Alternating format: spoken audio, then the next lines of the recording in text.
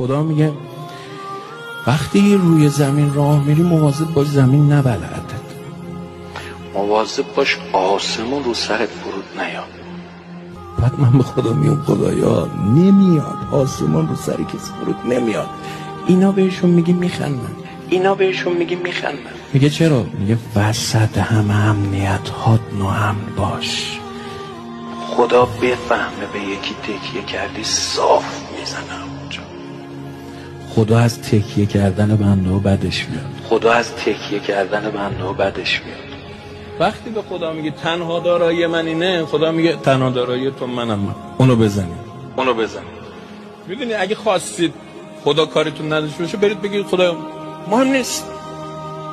ببین خدا چند بار زد بگو چه اهمیتی داره، رفیق چیه اصلا؟ خدا انقدر رفیق میریزه سرت،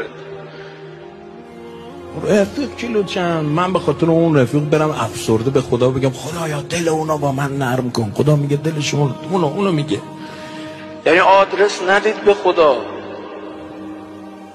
خدا بعدش میاد تو از چیزی امنیت بگیری.